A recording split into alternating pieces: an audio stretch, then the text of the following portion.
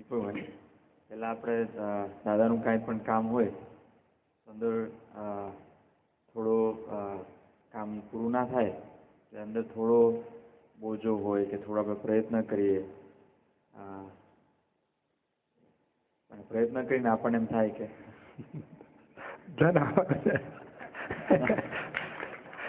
તો ભાઈ પ્રશ્ન પૂરો થઈ જાય છે. જવાબ આવી ગયો. ચડાવવા માંડી એટલે કઈ ને પ્રશ્ન તો વાત તો કરો, આપણે જાણીએ તો ખરા. પેલા દિવસ એવું એટલે આપણને સંતોષ થાય કે હું દાદામાં સિન્સિયર છું. થોડો બોજો થાય, આપણે કામ કરવાના પ્રયત્ન કરીએ, બીજી રીતે, ત્રીજી રીતે, ચોથી રીતે. પછી નિરૂમાની છડી છેલ્લે એવી સ્પેશિયલ આજ્ઞા એટલે એમને કહેલું ઇન્સ્ટ્રક્શન, આજ્ઞા ના કે ઇન્સ્ટ્રક્શન, થોડું સુપરફ્લુઅસ રહેવાનું અને આપણા આ બધું. એટલે હવે એવું એમની જ ઇન્સ્ટ્રક્શનથી અંદર એમ એની મેળે શક્તિ ઊભી થઈ હોય ને નિરૂમાની કૃપાથી તો સુપરફ્લુઅસ રહેવાય. પણ અંદર કોક વાર એમ જરાક દુઃખ થાય કે હું ઇન્સિન્સિયર નથી થતો ને, એટલે હવે અત્યારે કામ ના પતતું હોય, કેમ કે સંજોગો ખૂટે છે, આપણે સંજોગોની રાહ જોવે.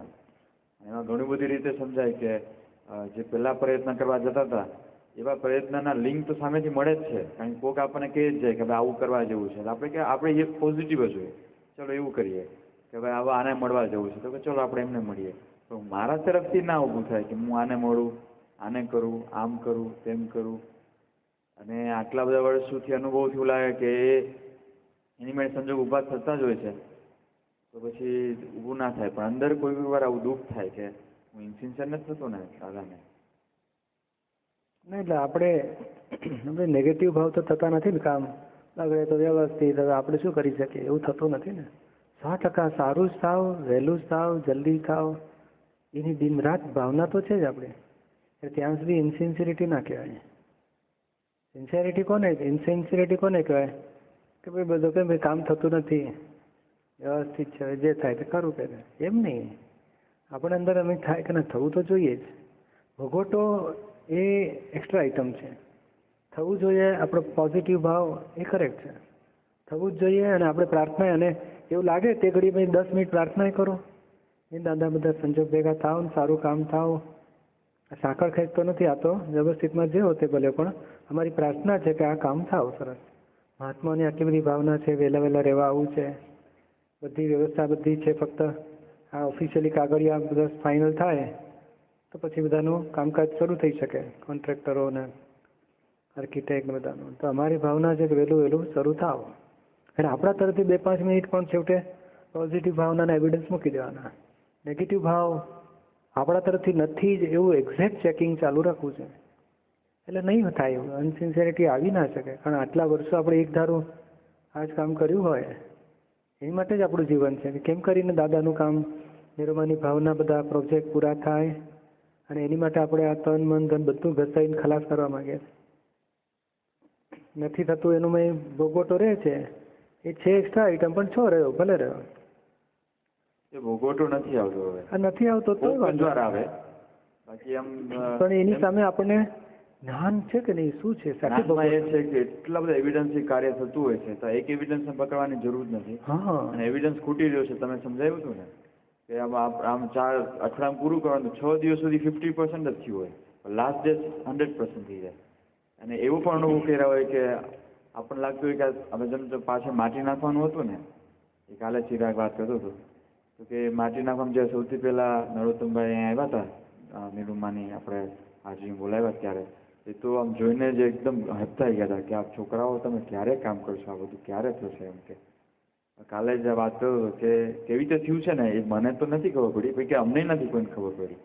અને એવા એવિડન્સ ભેગા થઈ ગયા, અત્યારે આખું માટી ફૂલ જમીન થઈ ગઈ. એટલે એવું સમજાય કે એવા એવિડન્સની આપણે રાહ જોવાની છે, એની મેળે આવશે.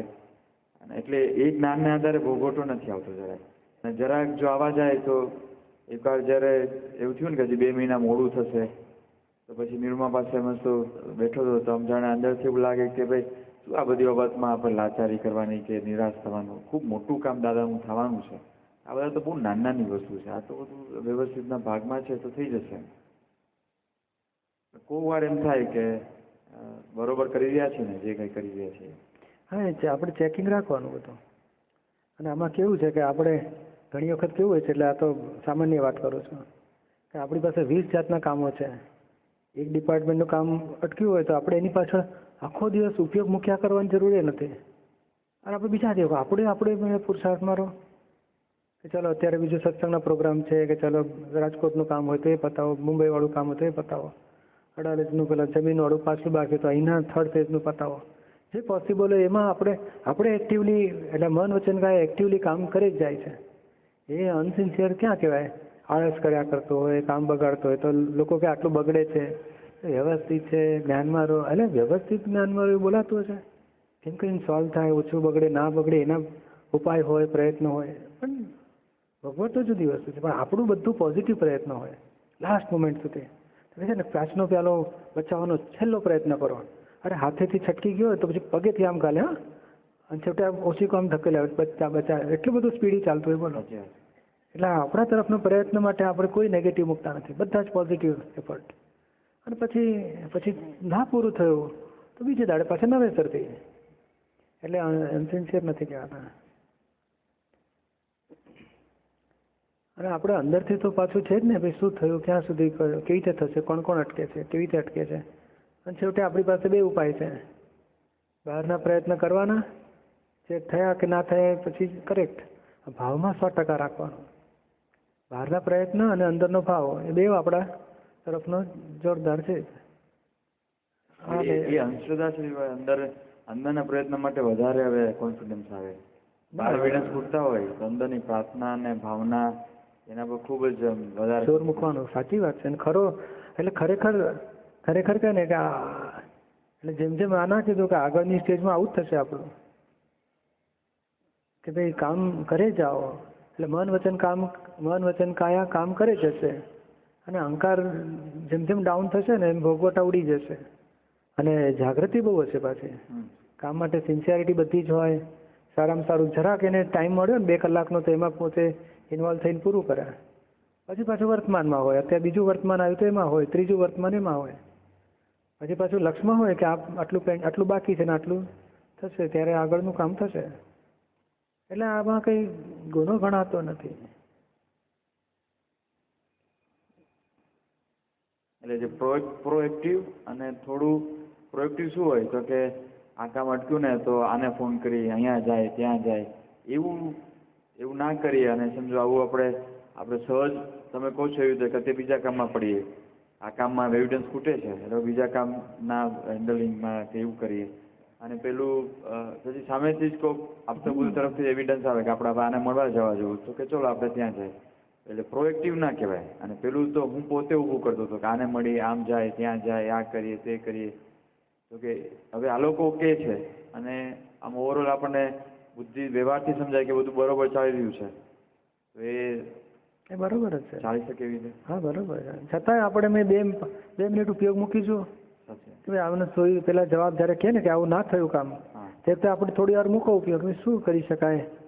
તો અંદરથી કંઈ ભાઈ પડઘા નથી આવતા કે હમણાં ચાલવા દો. તો પછી ના કે ભાઈ આ 3 જણાને મળીને આપણે વાત તો કરો, તો એવું કરો.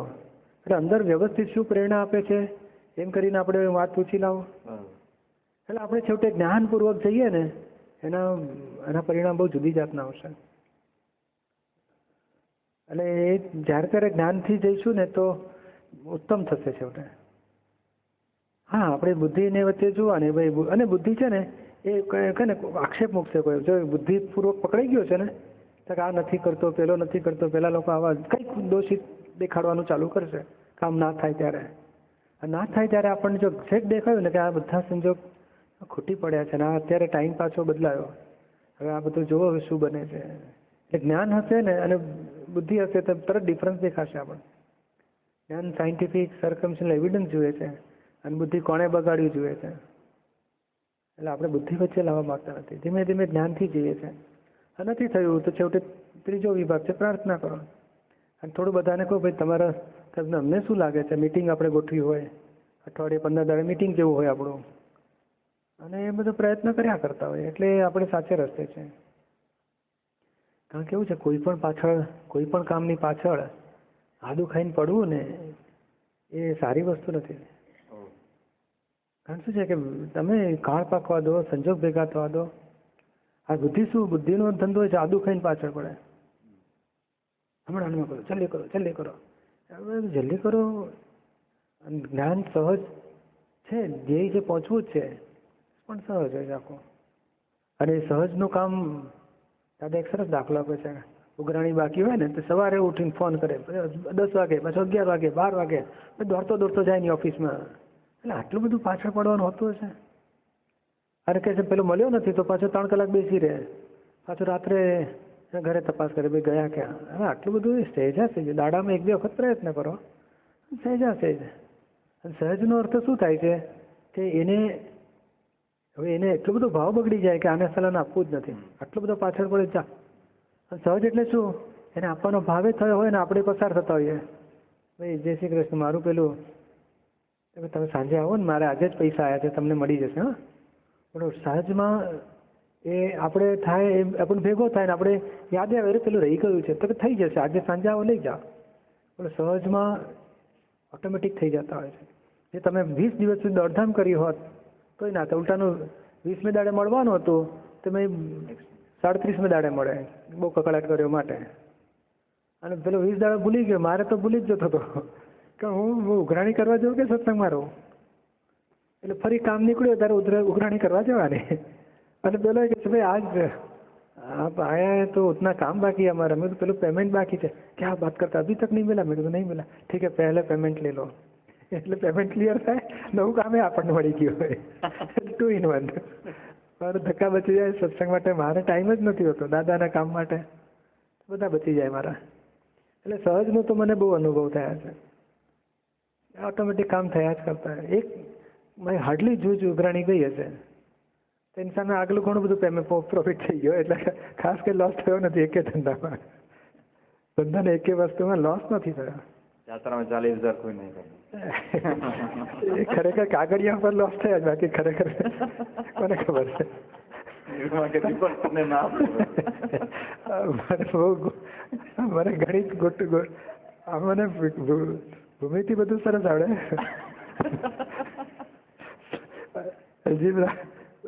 જ્યોમેટ્રી પણ આ મેથેમેટિક્સમાં ખબર નહીં શું લોચા પડ્યા કરે.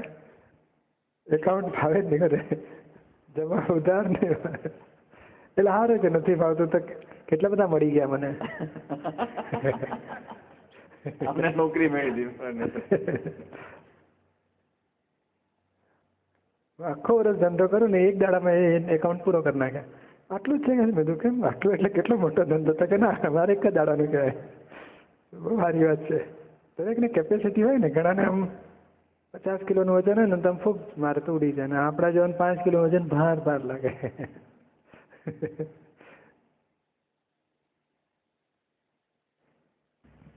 આપણો પ્રશ્ન પૂરો થઈ ગયો, ખંજોળનું પૂરું થઈ જાય એટલે. હા, એ તો ખરેખર મચ્છર કાઢી ગયો લાગે છે.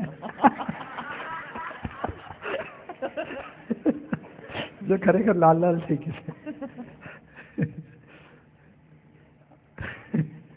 ઘણી વખત ભ્રાંતિ ઉભી થાય કે પેલો આપણો પલંગ પકડીને ઊભો થાય ને તો આપણે ઊભું કે ધરતીકંપ થતો. પેલો માણસ પલંગ પકડીને ઊભો થયો અને જતો રહ્યો હોય, આપણે કે હલ્યું મેં, મને ખબર છે હલ્યું, હું ઊંઘમાં નહોતો કે છે હલ્યું, ખરેખર હલ્યું. હો કરીને પછી ખબર પડે કે ભાઈ આ ભાઈ પલંગ ચાલીને ઊભા થયેલા.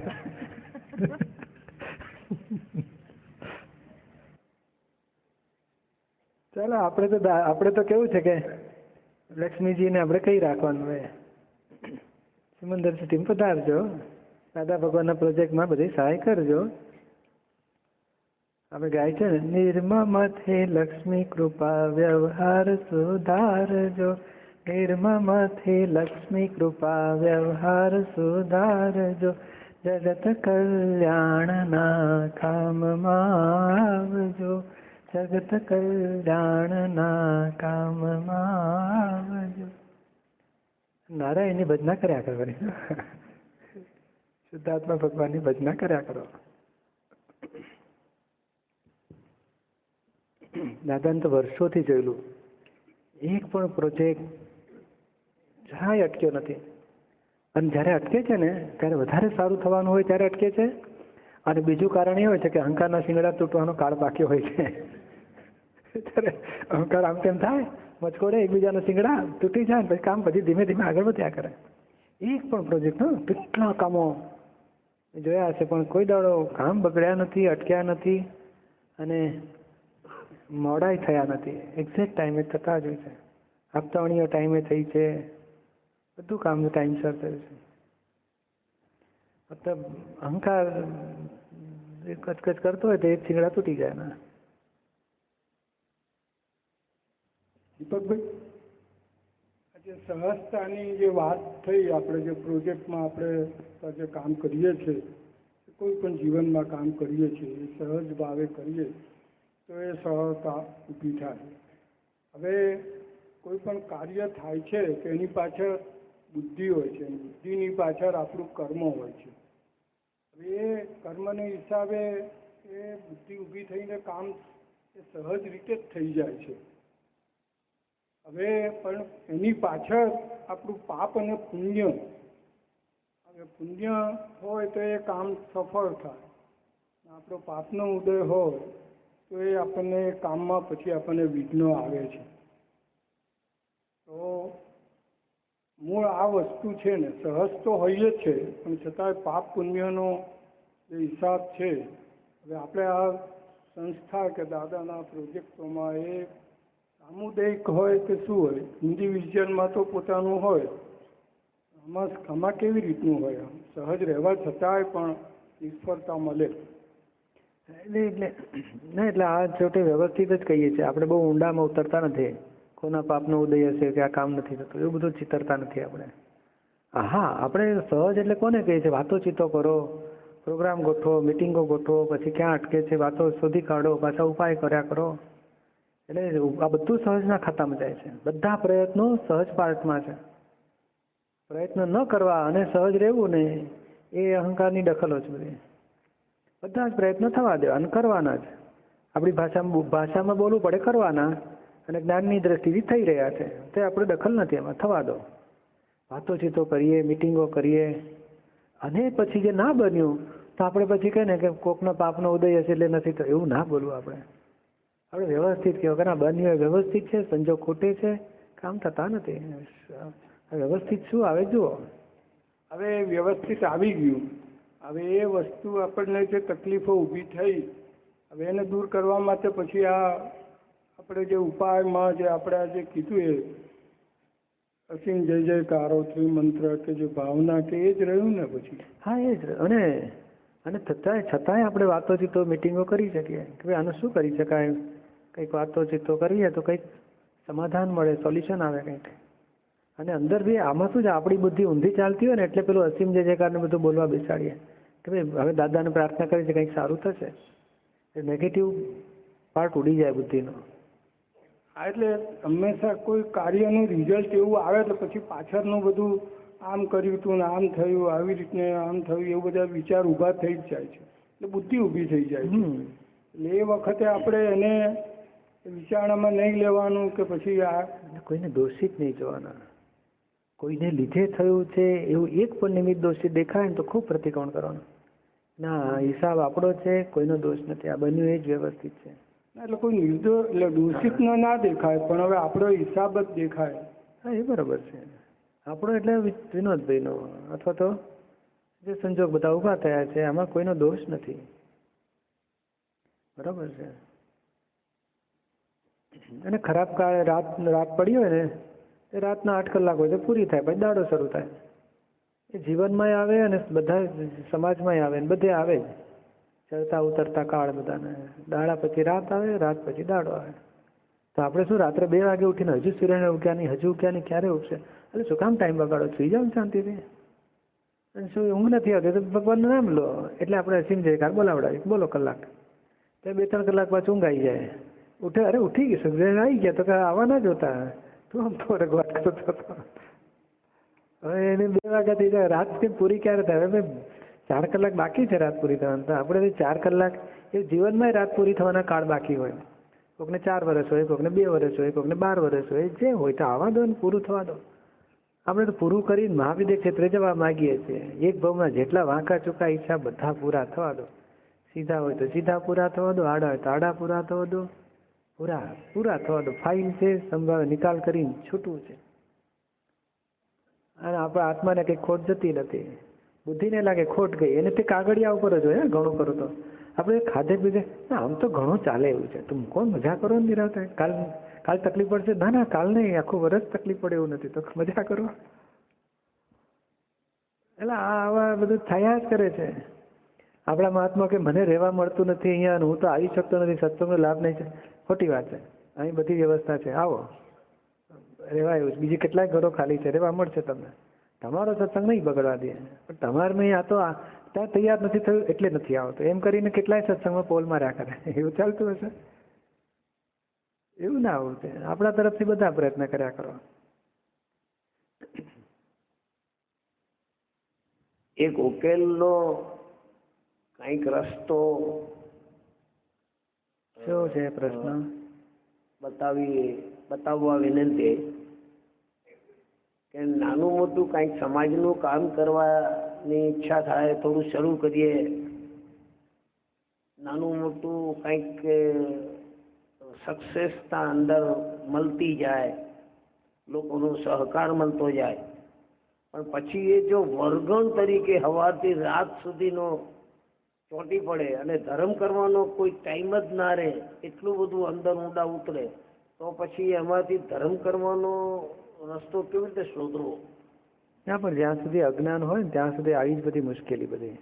અહંકારને જે માન મળ્યું હોય એટલે પછી બિચારો એમાં જ ઊંડો ઉતરે. પૈસા મળતા હોય તો પૈસા ધંધામાં ઊંડો ઉતરે, માન મળતું હોય તો કે આપણે બસ ઓનરરી સેવા આપવાની. ટ્રસ્ટી છે, 11 ટ્રસ્ટમાં ટ્રસ્ટી હોય ભાઈ, અને સેવા આપું છું, પણ આમ માન ખાતો હોય, મફત ના હોય તો શું? આ દુનિયા મફત હોતું જ નથી બધું. એ માનનો ધંધો ચાલતો હોય, લક્ષ્મીનો ધંધો ચાલતો હોય, સેવામાં અહંકારનો ગર્વરસ ચાલતો હોય ને હોય. એટલે આત્મજ્ઞાન જો પેલું પ્રાપ્ત કરી લઈએ તો પછી બધું જ સરસ ચાલે. પછી નોર્માલિટી રહી શકે કે ભાઈ આપણે સમાજનું કરે છે તે શું નામ છે આપનું? શું નામ છે આપનું? નગીનભાઈ શાહ. હા, તો નગીનભાઈ કર્યા કરે. તમે જ્ઞાન લીધું છે કે શું કહો છો? ના, હું તો અહીંયા 4-5 દિવસ અહીંયા સત્સંગમાં રહેવા આવ્યો છું. વાંધો નહીં. આ નગીન આપણે આમાં કેવું છે કે આપણે પોતે આત્મજ્ઞાન જો પ્રાપ્ત કરી લીધું હોય, અમારા તરફનો એ રસ્તો છે કે ભાઈ આ નગીનભાઈ તો શરીરને ઓળખવાનું પાટ્યું છે અને તમે પોતે આત્મા છો. એ તમારી સેલ્ફ રિયલાઇઝેશન જો તમને થઈ જાય તો પછી આ સમાજ સેવા કે ગરીબોની સેવા બહુ ઉત્તમ રીતે થઈ શકે. અહંકારનો અને બુદ્ધિની દખલ વગર થઈ શકે. પછી કામ સારું કરતા હોય ને 2 જણા વાંધો ઉઠાવે ને તો આપણને ભોગવટા ના આવે, અને સારું થાય એની મેં આપણો અહંકાર છકીએ ના જાય, બગડી જાય તો અહંકાર ઉતરીએ ના જાય, પછી બહુ સારી રીતે કરી શકીએ. એટલે અમારે આવો રસ્તો છે, અંદરનો રસ્તો. અને છતાં તમારે જો જ્ઞાન ના હોય અને છતાં તમારે સેવા કરવી હોય તો પછી થોડું કરે જાઓ, અને પછી એમાં પોઝિટિવ નેગેટિવની મેં અપેક્ષા વગર કરે જાઓ. ટૂંકી વાત, રિઝલ્ટ પોઝિટિવ આવે, લોકો વાહ બોલે તો એ મારી ભાવના હતી મેં પૂરી કરી છે.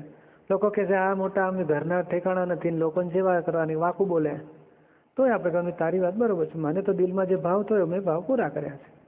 ધીરે ધીરે ભાવ પૂરા કર્યા કરો. અને ના ને પાય આપણે લોકોને ખબર પાડવા દેવી. આપણે નથી કહેતા ડાબા હાથને ખબર ના પડે એ રીતે જમણા હાથે દાન આપો. કોઈને કહેવાની જરૂર જ ક્યાં આવે છે? અને દાદા એ પાયામાં રાખેલો. અહીં કોઈ આવડી મોટી વસ્તુ બધી બની રહી છે અહીંયા, કંઈ ક્યાંય તકતી ના મળે, કોઈનું નામ ના મળે, કોણે કેટલા આપ્યા જડે નહીં. અહીં મેં લાખ આપનારો પાસે પાણી ભરીને લોકોને સેવા આપતો હોય, પાણી પીવડાવવાની, આમ લાખો રૂપિયા આપ્યા હોય. પણ એમ અહીં તો અહંકાર અને લોભને માનને ખાલી કરવાનું છે. અહીં કમાવા માટે નથી આવતા. કારણ અજ્ઞાનમાં અહંકાર માન કમાવા માટે કરતો હોય, પૈસા કમાવા માટે કરતો હોય, માન કમાવા માટે કરતો હોય. અને આત્મજ્ઞાન થયા પછી માન અને અહંકારને ખાલી કરવા માટે, લોભ ખાલી કરવા માટે આ બધા કામ કરતો હોય છે. મારે લોભની ગાંઠ તોડવી છે, મારે માન અપમાન ખાલી કરવું છે. સમજાય છે ને? એટલે આ બહુ જુદી જાતના રસ્તા છે કે અંદર આત્માનું જ્ઞાનમાં રહી અને ધીમે ધીમે કર્મો પૂરા કરી અને છેવટે જન્મ મરણના ફેરામાંથી છૂટીએ, એ ધ્યેય છે. કારણ કોઈ માન ગમે તેટલું માનપાન મળ્યું તો ઠાઠડીમાં કંઈ જોડે આવવાનું નથી. ગમે તેટલો પૈસો કમાયો બેંકમાં પડ્યો હશે તોય જોડે આવવા કરવાનું નથી. હા, જ્ઞાન અજ્ઞાન જોડે આવશે. કકડાટ કર્યો હશે દ્વેષપૂર્વક રાગદ્વેષ એ જોડે આવશે, અથવા ક્ષમતા રહી વિતરાગતા રહી તો એ જોડે આવશે. તો પછી જોડે આવે એમાં જ કાળજી રાખો ને જે રહી જવાનું છે એમાં કેટલું ધ્યાન રાખીશું આપણે. સમજાય વાત છે ને? થોડીક નાની મોટી માંદગી અમુક થોડીક ઉંમર થયા પછી નાની મોટી માંદગી આવે અને કંઈક મોતનો ડર લાગે તો મોતનો ડર કાઢવા માટે શું કરવું? હા, એક જ જગ્યા છે અહીં એવું આત્માનું જ્ઞાન પ્રાપ્ત કરી લો તો મોતનો ડર પછી ખલાસ થઈ જાય છે. અને અહીં કેટલાય વ્યક્તિઓ છે જેના ઘરે હસબન્ડ એક્સપાયર થયા હોય, છોકરા એક્સપાયર થયા હોય, તે મરનારને ડર નહોતો, ઘરનાને ડર નહોતો. એવી સ્થિતિ અનુભવી છે કેટલાય લોકોએ. તમે તમારે એ લોકોને તમે મળી પણ શકો છો. એ કેટલા બધા છે. આ બધા ભાઈ છે, આ ધીરુભાઈ, એમના વાઈફ થોડાક પહેલાં જ અડધો જ કલાકમાં એક્સપાયર, પણ તોય ઘરના એમના દીકરા દીકરી પોતે હસબન્ડ બધા હાજર છે. તમે આવા ભોગવટા નહોતા કશું. હા, એ બધું સમાધાન હતું કે આ શું બન્યું, સાથી બન્યું, ક્યાં ગયા, બધું સમાધાન. એટલે આ સાચી વાત છે. આ માણસને આ ક્યાં સુધી મોતનો ડર હોય છે? જ્યાં સુધી દેહાધ્યાસ છે ને ત્યાં સુધી દેહ મરશે એટલે હું મરી જઈશ એવો ડર લાગે છે ને. અને પોતે આત્મ સ્વરૂપ થાય છે ત્યારથી લાગે કે હું મરવાનો જ નથી, પછી ડર જ ક્યાં રહ્યો? સમજાય છે ને? એટલે આ જ્ઞાન દાદા ભગવાને એવું જ્ઞાન આપ્યું છે કે માણસને એને કહે ને કે મોતના ડર ખલાસ થઈ જાય છે. અને મરતી વખતે તો ડરની વાત ક્યાં રહે છે? પણ સમાધિ દશા, એ જબરજસ્ત આત્મદશા, સમાધિપૂર્વકનો દેહ છૂટે છે. પોતાને ખાતરી હોય કે ના આ દેહ જાય છે, અને ઘરના કહે છે કે ના હવે તો અમારા સાહેબ મહાવિદ્ય ક્ષેત્રે જઈ રહ્યા છે સમંદર સ્વામી પાસે. બોલો, એટલું બધું એને પોતાને જ એટલું બધું એને પુરુષાર્થ કર્યો હોય આ ભાવનો, એને પોતાને જ લાગે કે મારું રિઝર્વેશન કન્ફર્મ સાથે ટિકિટ મારા હાથમાં જ છે, બીજા હાથે મહાવિદ્ય ક્ષેત્રે જ જવાનો. એટલે પછી ભાઈ ઘરના નહીં નથી હોતો ને પોતાને નથી હોતા, અને હું મરવાનો નથી એવો અનુભવે જ પોતે. સમજાય છે ને? એટલે દાદા એ પોતે કે છે હું અમર થઈને બેઠો છું ને લોકોને અમર કરું છું કે.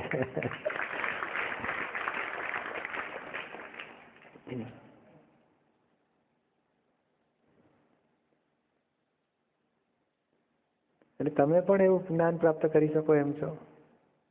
અહીં 27 મેં રાખ્યું જ છે, છતાં અહીં સંપર્કમાં રહેશો તો બધા લિંક બધી તમારી મળી જશે તમને. જય સચ્ચિદાનંદ દીપકભાઈ. દીપકભાઈ, મારે એ પૂછ્યું કે આપણે સેવા કરતા હોય ત્યારે જે ચંચળતા આપણામાં આવતી હોય, અથવા તો એમ થાય કે હું આમને જ્ઞાન અપાઈ દઉં કે પછી એમને હેલ્પ કરું, એમને મદદ કરું, તો અને એમાં પછી ચંચળતા આવી જાય, વધારે પડતું એક્સેસ થઈ જાય.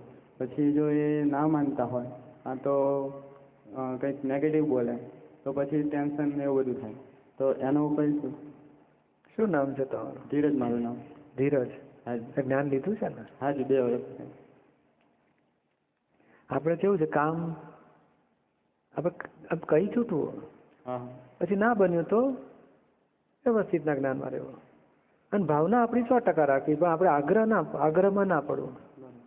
સમજાય ને? કે તમે આવો જ એ કે મારે આજે આ પ્રોગ્રામ છે ભાઈ, તો કે ના પ્રોગ્રામને કેન્સલ કરો પણ અહીં આવવું જ પડે, તો રહેવા દે ને મારે પ્રોબ્લેમ થઈ જશે, તો કે ના તમે કેન્સલ કરો. ત્રીજી વખત ના બોલાય.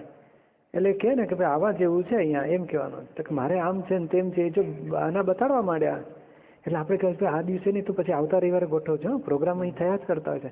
હા હા ચોક્કસ. એ સહી પોઝિટિવની કરીને છોડી દે એવું આપણે કરવું. સમજાય ને? છેક સુધી પોઝિટિવમાં રહીને. હા, પોઝિટિવમાં રહીને, અને એના સંજોગ એવા છે પણ આપણે એને ઇન્ફોર્મેશન આપી દીધી, પછી ના આવ્યા. આમાં કેવું છે કે આજે બીજ નાખો એટલે પછી ઉગશે 2-4 મહિને 6-12 મહિને. બરાબર. હવે ભાવના કરો અને છેવટે એને સમજણ પાડીને છોડી દો. અને દીપકભાઈ, આપણે ભાવના કોઈ બી કરીએ તો એ આ જન્મમાં એનું ફળ મળી શકે? કોઈ બી ભાવના કરતા હોઈએ તો એ આવે? આમાં કેવું છે કે હા, એ ધીરજ જે ભાવના કરે છે ને એનું ફળ હમણાં જ આવશે. બરાબર. આવશે જ. અચ્છા. હા, આપણે શુદ્ધાત્મા થયા એટલે આપણો તો હવે નવો ભાવ કરવાનો ઉત્પન્ન રહ્યો ને, અને જે ભાવો થાય છે તે બધા ડિસ્ચાર્જના પાર્ટ છે. બરાબર. એમ coming events cast their shadows before. જે ભાવના આવે એ પણ ડિસ્ચાર્જ છે. એવું જ છે વળી. ડિસ્ચાર્જનું જેમ જમ્યા એ ફર્સ્ટ ડિસ્ચાર્જ કહેવાય, સંદાસ એ સેકન્ડ ડિસ્ચાર્જ કહેવાય. એ ભાવના એ ફર્સ્ટ ડિસ્ચાર્જ છે, રૂપક એ સેકન્ડ ડિસ્ચાર્જ છે. બરાબર. એટલે શું ભાવનાઓ થાય છે એ જુઓ. તમને સેવાની ભાવના થઈ, કેટલાકને જમાડવાની ભાવના થાય, કેટલાકને જમવાની ભાવના થાય, બધી જાતના ભાવના અને બધું ભેગું થઈને પૂરું થાય બધું. આ જે ભાવના કરીએ એનાથી આવતા જન્મ માટે આ ચાર્જ થયું કહેવાય? ના, નહીં. એમ તમે ખરેખર શુદ્ધાત્મા કે ખરેખર ધીરજ? શુદ્ધાત્મા. હા, અને વ્યવસ્થિત કરતા કે તમે કરી શકો છો. બરાબર. જ્યાં વ્યવસ્થિત કરતા છે, હું શુદ્ધાત્મા છું, અકર્તા છું, તો નવું ચાર્જ થઈ શકે નહીં. બરાબર. અને જે વ્યવસ્થિત છે એ તો વ્યવસ્થિતમાં જે હોય તે જ થયા કરે. એ બન્યા પછી કહેવાય છે. બન્યા પહેલા નહીં. બરાબર. બન્યા પહેલા કહીશું ને તો બગડી જશે કામ. બાબલો માંદો હોય કે વ્યવસ્થિતમાં હશે બચશે, આપણે સુઈ ગયા ને રાતે શું થાય? પ્રયત્ન તો કરવાના. હા, પ્રયત્ન ઠેર સુધી કરવાના. અહીં અડાલજમાં હોસ્પિટલમાં તબિયત સારી ના થઈ તો અમદાવાદ લઈ જવાના, ત્યાં સારી ના થતી હોય તો મુંબઈ લઈ જવાના. બધી તપાસ કરો, ઉપાય કરો, સારામાં સારા ડૉક્ટરોને બતાડો. બન્યું પછી વ્યવસ્થિત. દીપકભાઈ, અજ્ઞાન લીધા પછી મને તો હવે પૂરેપૂરું એમ થઈ ગયું છે કે દાદા ભગવાનમાં આવું છે ને સેવા જ કરવી છે. બહુ સારું. એટલે હવે ફાઇલ 2 સાથે મને જરા વ્યવસ્થિત એના તરફથી પણ મળે સપોર્ટ. એના માટે આપ આશીર્વાદ આપજો. આજે પહેલી વાર હું એને લઈને આવ્યો છું. ક્યાં છે? ભારતી. આશીર્વાદ આપો. તમે જ્ઞાન લીધું છે બેન? ના જી, 27 તારીખે લઈને આવ્યો. 27 લેશો. બહુ સારું. બહુ સારી ભાવના છે. હા, અહીં ગમ્યું બેન? તમને ગમ્યું અહીંયા? હા. દર્શન કરી આવ્યા ઉપર? ના, હજુ નથી ગયા. હા, દર્શન કરજો. સારું. હા, અને 2-3 દિવસ રહેવાના છો કે અહીંયા? હા, હજુ રહેવાનું છે. બહુ સારું. પરિચય થાય ને પછી ગમે બધું. હજુ પહેલી વાર જ આવી છે. હા, ના વાંધો નહીં. કઈ પૂછવા જેવું લાગતું? નિરૂમાનું ટીવીમાં જુઓ છો કે? ના, કોઈ એમ ટીવીમાં બહુ એમ ધ્યાન નહીં આપતા. કઈ વાંધો નહીં. આ સત્સંગની વાતો ગમી ને પણ અત્યારે? હા. બહુ સારું. બેસતા વર્ષના દિવસે આપણે જનરલી બધી શક્તિઓ તો રોજે રોજ માંગતા જ હોય. બેસતા વર્ષના દિવસે એમ કે વિશેષ કઈ શક્તિઓ માંગવી એમ? હા, જડ્યા આગળ લાંબા તો પાછળના જડે નહીં જલ્દી.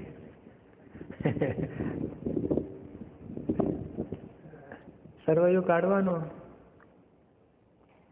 આખા વર્ષનું. શું કમાયા, શું ખોટ ખાધી,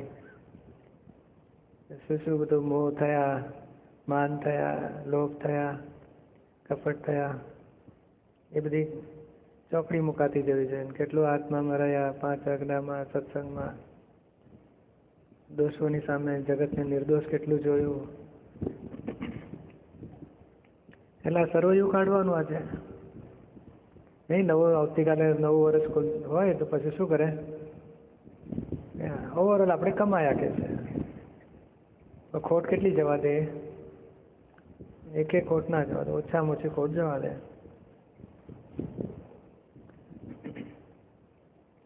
એટલે આપણે ક્યાં ક્યાં ખોટ ખાધી બધી, આ જોઈએ છે ને તે જોઈએ છે ને આટલું કરવું છે ને આ કેમ બગાડે છે ને કેમ ઊંધું. જેટલા નેગેટિવ જુઓ, દોષ જુઓ, એ ખોટ ખાધી કહેવાય. એટલે શુદ્ધાત્મામાં રહ્યા, શુદ્ધ ઉપયોગથી જોયું, એ બધે નફો.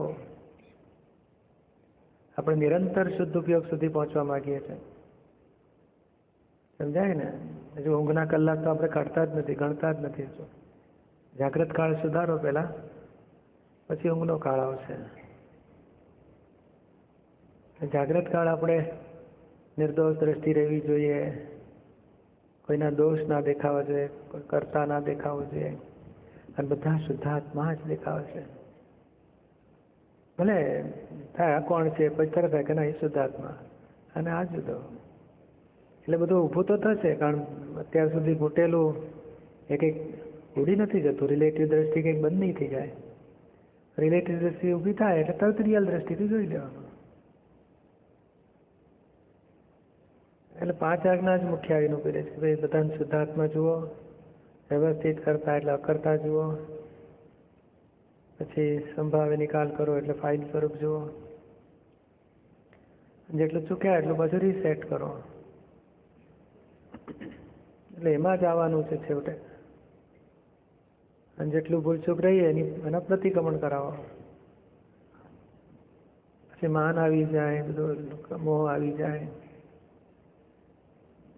પછી ધીમે ધીમે આગળ વધવાનું. ભાઈ જુદાપણાની જાગૃતિ કેટલી રહી,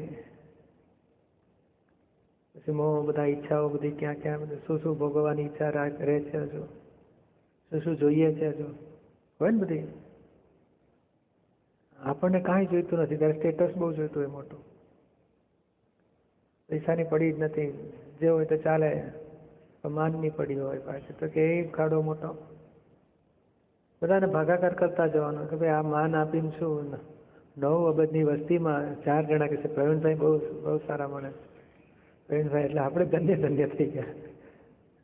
અને 9 અબજ તો ભરત ક્ષેત્રના જીવો, હા, તે અમુક તો ખબર નહીં હોય આ લોકોને, આદિવાસીઓ ગણતરીમાં ના આવ્યા હોય, પણ એ સિવાય તો કેવડી મોટી દુનિયા, કેટલી અસંખ્યાતા દેવગતિ, અસંખ્યાતા નરગતિ. એ લોકોને તો ખબર જ નહીં હોય કે આ પ્રવીણભાઈ અહીંયા છે સિમંદર સિટીમાં. હવે આપણે મનમાં આનંદ થઈ જાય ને તો એ ડિવેલ્યુ કરી નાખવાની ધીમે ધીમે.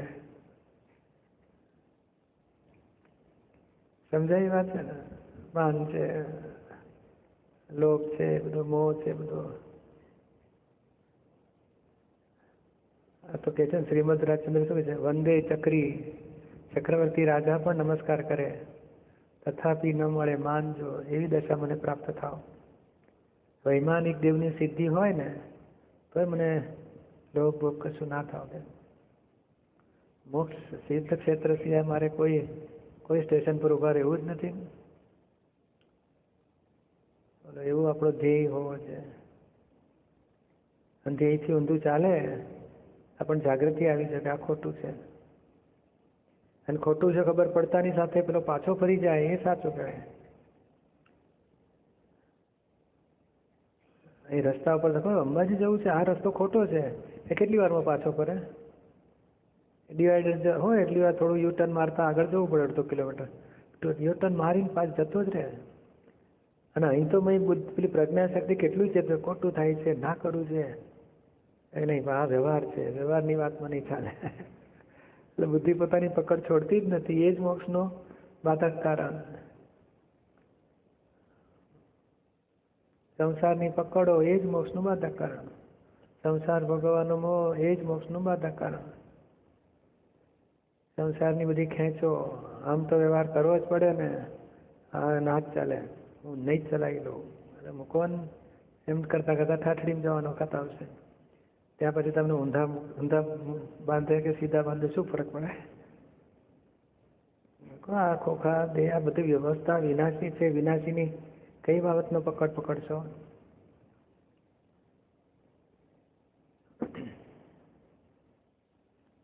એટલે આ બધી સંસારની બધી પકડો છૂટતી જવી છે. આડાઈઓ, મોહ, બધા માન, બધો લોભ, બધો કેવળ આત્મા ઉપર આવી જવાનો છે. તે આપણે શુદ્ધાત્મા તો થયા, હવે વિજ્ઞાન સ્વરૂપ સુધી પહોંચવાનું છે.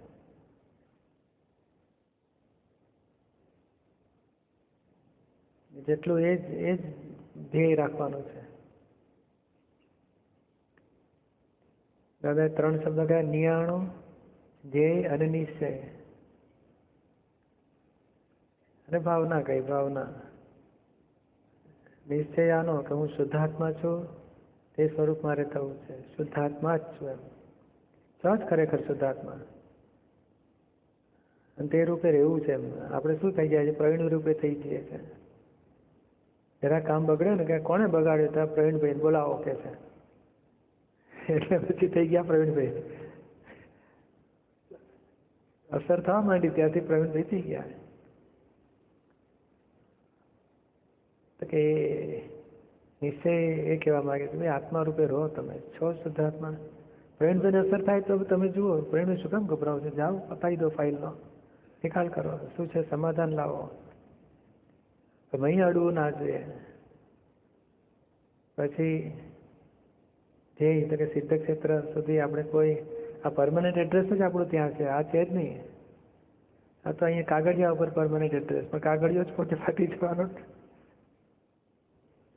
એટલે એ પરમનન્ટ એડ્રેસ તો સિદ્ધ ક્ષેત્ર, એ ધ્યેય છે આપણો, ત્યાં સુધી પહોંચવું જ છે.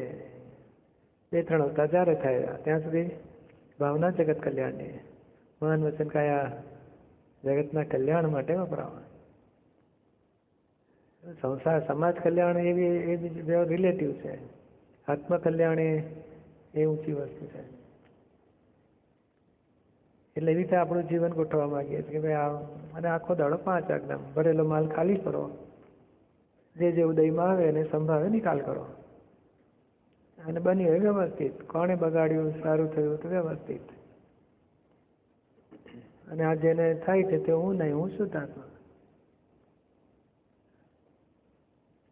સમજાય ને? એ મોક્ષનો ધ્યેય, જેને મોક્ષનો ધ્યેય હોય ને એને કોઈ કકડાટ ના થાય, કચકચ ના થાય, ધાર્યું કરવાની ના થાય, વાતને પકડે નહીં, કોઈ આગ્રહમાં ના થાય.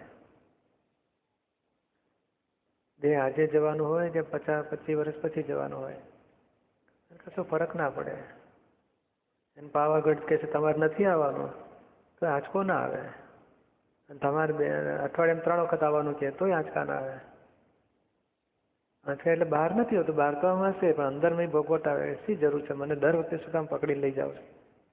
તોય બોજો આવે. હા, 3 વખત લઈ જાય ને કે છે તમારો નંબર આ વખતે ફરીથી લાગ્યો છે, એ શું જરૂર છે? મારે એક વખત જોઈ લીધો, હવે શું જરૂર છે? અને તમારો નંબર નથી આ વખતે, શું કામ નથી કે છે? અને બેઉ બાજુ કકડાટ કર્યા કરે. અહંકારનો ધંધો જ આ. વધારે લઈ જાય તોય કકડાટ, ના લઈ જાય તોય કકડાટ. હા, મોક્ષ સિવાય કઈ ઈચ્છા જ ના આવી જાય. શ્રીમદ રાજચંદ્ર એથી આગળ છે, મોક્ષ સ્વરૂપ થઈ ગયા, હવે એ ઈચ્છા પૂરી થઈ ગઈ છે, હવે રહી નથી એ ઈચ્છા. મોક્ષ સ્વરૂપ જ થઈ ગયા છે. એટલે ફર્સ્ટ સ્ટેપ આ છે, પછી બીજું સ્ટેપ આ નિરીક્ષક છે, આ મોક્ષ સ્વરૂપ થઈ ગયા. એટલે આ બધું સમજીને બધા માઇલસ્ટોન સમજીને પછી આપણું ડેસ્ટિનેશન પહોંચવાનું.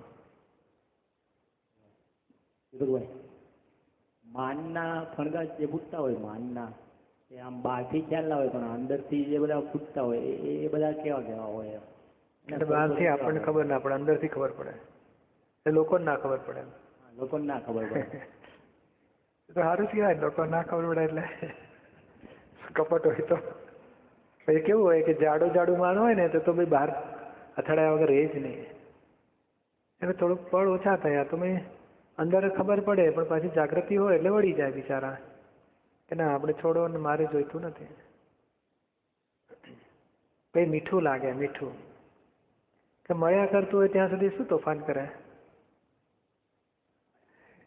ઘણા કહે આપણને કંઈ પડી જ નથી, તો માન મળ્યા જ કરતું હોય ત્યાં સુધી. હા, પછી ભાઈ 3-4 વખત અપમાન શરૂ થાય ને એટલે પછી મેં પડવાની માનની પડી હોય, પછી તોફાન શરૂ કરે. માહિતી કે તમે બેસી તો જુઓ, ખબર પડશે તમને, કહેશે આવું કેમ બોલ્યા? તો એ માન બંધ થઈ ગયું લાગે ક્યાંથી. એટલે આ બધું મળતું હોય ને ત્યાં સુધી કહેશે મને કાંઈ પડી નથી. મળે તો ઠીક છે, ના મળે તો ઠીક છે, આગળ બેસાડ તો કાંઈ વાંધો નથી. પાછા જ્યાં બેસવા મળે આપણને દર્શન થાય, બહુ થઈ ગયું. મળતું જ હોય આગળ બેસવાનું. પછી જે દાડે પાછળ ખસેડે દર વખતે 2-3 વખત એ લિમિટેશન હોય ને, થોડી તાકાત હોય ત્યાં સુધી એકમાં તો તક કરે કે કંઈ નહીં, આ લોકો સમજતા ઓળખતા નથી આપણને, ચાલશે ચલાવી લો કે. પછી ધીમે છંછેડાય. એટલે કસોટી પર લેવાનું બધું. અંદર ઝીણું થાય છે ને તે સારું છે, આપણે ઉખેડીને ફેંકી દો એને. માન એ જ્ઞાનથી જાય, 2 રીતે જાય. કાં તો પછી મારથી જાય, કાં તો જ્ઞાનથી જાય. માર પડે ને, અપમાન એ માન ઓગળવાનો ઔષધ હોય છે, તો આપણે ઔષધને ઢોળી દઈએ એવું ના કરવું જોઈએ. અપમાન છે ને, અપમાન આવે ને કે તમે માહિતી કેન્દ્ર વાળા કેવા છો, કેવા છો એટલે એટલે ફટકે આપણો તમને તો નહીં જ મળે જાઓ. આના પણ શું કામ? આપણે થોડા માહિતી કેન્દ્રવાળા છે, આપણે તો શુદ્ધાત્મા નથી.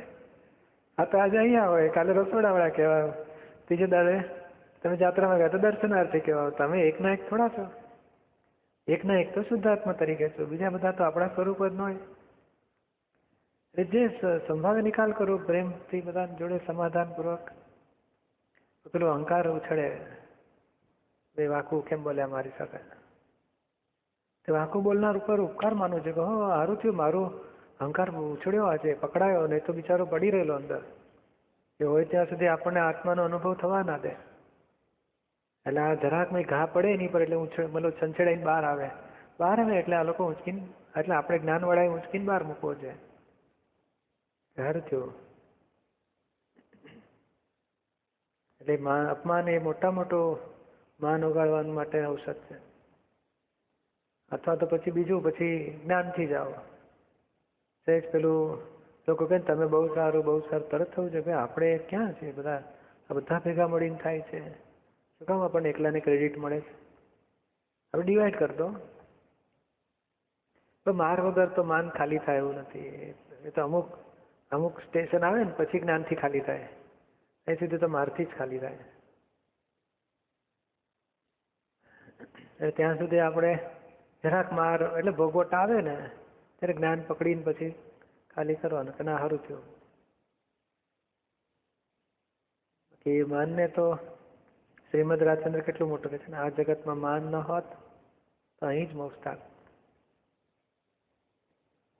એટલે આપણે માનને તો આપણું જ્ઞાનથી શું થયું છે કે અજ્ઞાન ગયું, આપણું રોંગ બિલીફ ગઈ. એટલે હું શુદ્ધાત્મા પદને પામ્યો.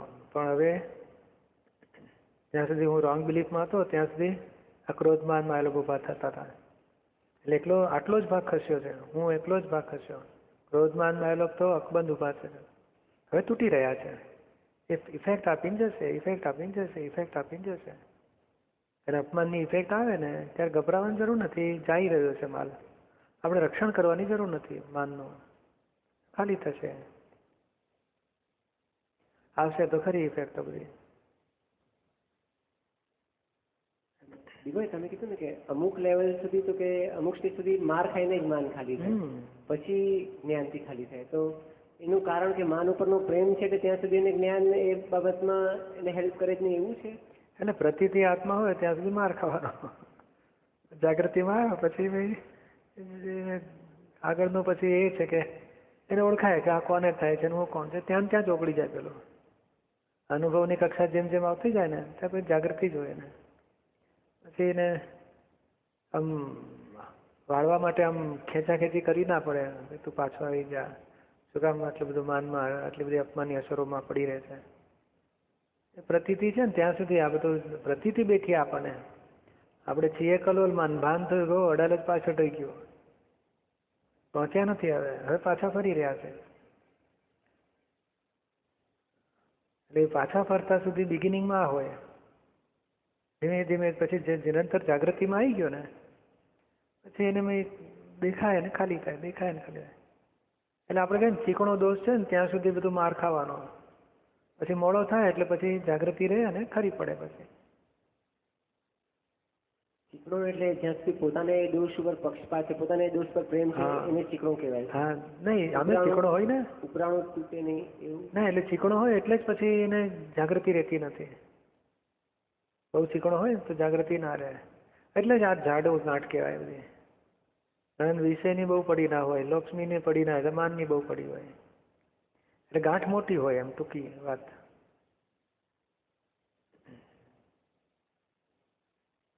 એટલે ગાંઠ મોટી છે તો પછી જલ્દી એને આપણે છોલીએ તો છીએ જ એને, પણ એક પડી જાય છે પાછું તો એમાં 50,000 પડે તો એક પડતો એમાં શું હિસાબ લાગે? અને 5,000 હોય ને ઝડપથી તૂટતું જાય. આપણે માર ખાઈએ ને, માર ખાવાથી જ બધું ઘણા બધા મીઠાશથી ભરેલા છે ને એટલે કડવાશથી જાય બધા દોષો. એટલે લો પૈસા ભેગા થાય તો મીઠું જ લાગ્યું હોય ને એટલે ખોટ પછી કડવી લાગે ત્યારે છૂટે. પછી તો મોં મીઠાથી મેં શાદી કરી હોય ને પછી ધણી કકડાટ કરે એટલે પછી કડવો લાગે એટલે છૂટે. પછી છોકરા ના હોય તો આમ પછી ભેગું થાય ને બાબલું એવું મીઠું લાગે પછી કડવાશથી જાય બધા મોં. એટલે આ બધો નિયમ જ છે. મીઠું લાગ્યું હતું એટલે કડવું એટલે જ કે છે ને આત્માનું વિટામિન કહેવાય છે. કેમ તો કડવામાં જ આત્માનું સુખ અને પૂતગલનું સુખ જુદું પડી શકે. મીઠામાં તો આત્માનું સુખ ને પૂતગલનું સુખ ખબર જ ના પડે એટલે પૂતગલના સુખમાં જ ચોંટી જાય. એટલે માર પડે, દુઃખ આવે, મુશ્કેલી પડે એ ટોપમોસ્ટ અવસર આત્મા માટેનો કહેવાય. અને જગતના લોકો જ્યાં સુખ કહેતા હોય છે જ્ઞાનીઓ ત્યાં ચોકડી મૂકે કે આના જેવું મહા મુશ્કેલી કોઈ નહીં. શરીર દુખતું હોય ને તો લોકો કહે છે ડૉક્ટર કંઈક કરો મટી જાય. જ્ઞાની કહે છે રહેવા દો, આ આત્મા છૂટો પડવાનો અવસર મળ્યો. હા નહીં તો દુઃખમાં જ છૂટું પડે ને કે આ દુઃખે છે અને જાણે છે બે જુદા પડ્યા. સુખમાં તો કયો ભાગ સુખમાં છે ને કયો ભાગ જુદો છે ખબર જ ના પડવા દે. એટલે અર્થે દવા લેજો. શું આપણે હાવ સડી જાય ને પછી કામ લાગે નહીં એટલું બધું તપ નથી કરવાનું. પણ જાણી રાખવાનું, જ્ઞાન જાણી. કારણ શું છે કે દાળ દુખતી હોય અને તને એપોઇન્ટમેન્ટ મળે કે સોમવારે બપોરે 3 વાગે, હવે 1.5 દિવસ તો કાઢવો પડે. ત્યાં સુધી તપ કરી લેવાનું. હા એનો લાભ લઈ લેવાનો કે ભાઈ ત્યાં સુધી મળ્યા જ નથી એવિડન્સ ત્યાં સુધી તપ કરો. હાય હાય હોય ને કશું કરવાનું નહીં. ત્યાં સુધી આપણે સમજી લેવાનું આ કોને વેદના થાય છે તો આત્મા જુદો પડ્યો. એટલે ડિપ્રેશન મન ડિપ્રેશનમાં આવ્યું ત્યારે આત્મા છૂટો પડવાનું મોબારું છે. એટલે પૂતગલ દુઃખ એ આત્માનું વિટામિન છે.